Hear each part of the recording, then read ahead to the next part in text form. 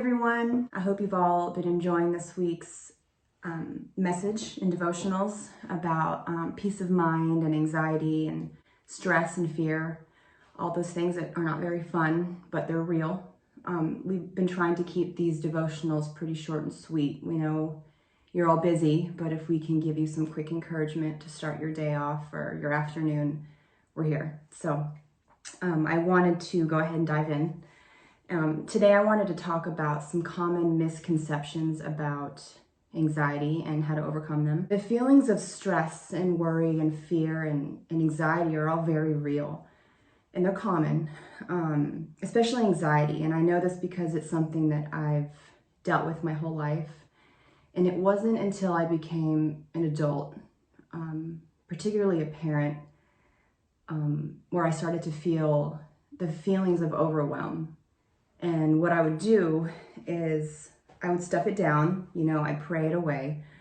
I would keep myself busy. I would distract myself, and it would temporarily subside, but it would always resurface. But what I should have done was address the issue, right, when it happens.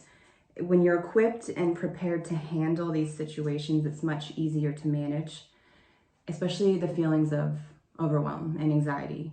And it doesn't mean that you're going to have a life free of anxious feelings and worry, but it does mean that when these feelings come, you'll be prepared. So I want to give you a little encouragement, some scripture, and give you some tools and practical things that you could do to help you manage them better and to overcome them and to find joy in your everyday life. My first misconception that people may think of anxiety is that all Christians are anxiety-free. And this is far from the truth. Chapter 16 in the book of John has become one of my favorite chapters because Jesus is basically talking to his disciples about how he's going to be leaving them soon, and they're going to be sad and they're going to have sorrow, but that sorrow will turn into joy because he's overcome the world. And I mean, if you think about it, Jesus went through the ultimate lows that a human can ever experience, temptation, persecution, pain, you name it, right? And he overcame that. In John 16:22, he goes on to say, "Therefore you now have sorrow, but I'll see you again, and your heart will rejoice, and no one will take that joy from you." And that's such a simple promise. No one can take that from you. Joy is something that doesn't come with people's approval or money or how many likes and followers you get. It comes from the purest source, and it's him. He goes on to say in verse 33, "I have told you these things because in me you will have peace. Here on earth you will have many trials and sorrows, but take heart because I've overcome the world." Following Jesus isn't a guarantee of a perfect life, free of worry and anxiety, but what it does guarantee is that you're not alone. He's laid out promises for you to meditate and to pray on and to memorize so that when these feelings come and bubble up, you can repeat them to yourself. You can preach to yourself. You can not pretend that they're not there because I know they're real, but you can encourage yourself and know that your circumstances don't have to control your feelings. Another misconception is that if you suffer from anxiety and fear, you're weak. And that cannot be farther from the truth. I love the book of Psalms because David is so vulnerable and so transparent about his own weaknesses and his need for God. And it's just such a refreshing reminder because we live in such a world of perfectionism and comparison. And it's nice to remind yourself that even someone that followed God's own heart was honest about his weaknesses. In Psalm 73:26, he says, "My health may fail and my spirit may grow weak, but God remains the strength of my heart." Having feelings of anxiety and fear doesn't make you weak. It makes you human. Newsflash, you're human, and we are not immune to these feelings, but again, we can come prepared to help fight them. And it doesn't matter where you are in your walk with God. You could have picked up the Bible today, or you could have given your heart to Christ 25 years ago. We're all susceptible to these things. our hearts can be weak at times, but Psalms is a great book to read if you feel like you need that comfort, if you need to get your heart right. So I've really learned to love it. Romans chapter 5 in verse 3 through 5 says that we can rejoice when we run into problems and trials, for we know that they help us develop endurance, and endurance develops character, and character develops hope. I know it seems crazy to say that you need to be happy when you have problems. That's the last thing you probably want to hear and the last thing that you feel. But in my opinion, what Paul is saying here is that it's important to build a foundation of joy in all of your circumstances. You know, it's easy to be happy when things are going right.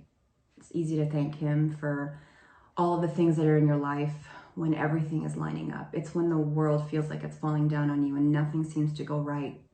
Those are the times that your feet need to be planted in the right kind of soil so you don't sway at every wind. And reading the book of Psalms and Romans chapter 5 is a great start if you really feel like you're just swaying left to right and can't seem to get a grasp of your emotion.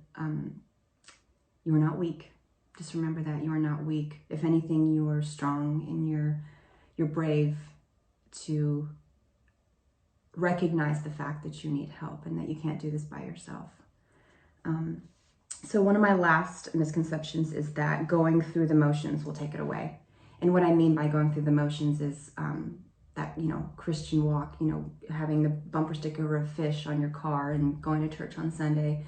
Though those things are great, it's not going to sustain you. Write scriptures of encouragement on a Post-it note and put them right in front of your face. Some of the ones that I've shared with you today, put them right in front of you in your bathroom mirror. Repeat them while you're brushing your teeth. Memorize them. Meditate on it when you're in your car and the kids are screaming and you don't even know what you're going to make for dinner. And I mean, these are all very real things that you don't see on Instagram. You don't see these things that might torment you at night, but these things will not go away. But what will sustain you is having truth in your head, in echoing throughout your day, from the moment you get up to when you lie your head down on your pillow.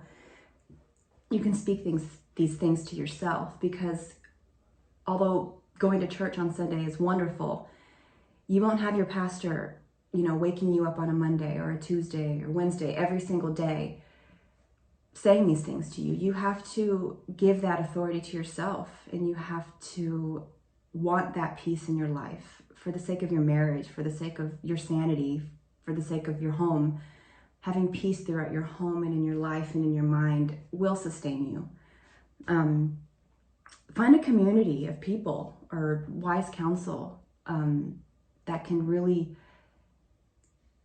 challenge you and make you want to be better. Make sure you're filling your head with the right kind of noise. And there's multiple scriptures about this. In Proverbs chapter 19, verse 20 says, get all the advice and instruction you can so you'll be wise the rest of your life. Reach out to us if you have any questions. We'd love to talk to you and pray with you and answer any questions you have. There's no shame in asking for help. If anything, like I said, it makes you admirable, because you recognize that you need something other than yourself, something bigger than yourself. I think it makes you pretty brave for taking that first step. Thank you for watching. I hope this was an encouragement for you. I share these things because I know and I understand what you're going through, and all of these things are real, but they can be overcome with some practical wisdom and help. Sometimes if you want to see a change, you have to do things you've never done. You have to step out of your comfort zone and want better for yourself. Just like any other obstacle, it takes discipline and hard work and practice. It's not going to come overnight. But if you really want that goal in mind, and if you want to achieve, peace of mind, that there are things that can be done. So we love you. Stay tuned for tomorrow. It's going to be great. And I hope you have a wonderful and blessed week. Thanks for watching. Bye.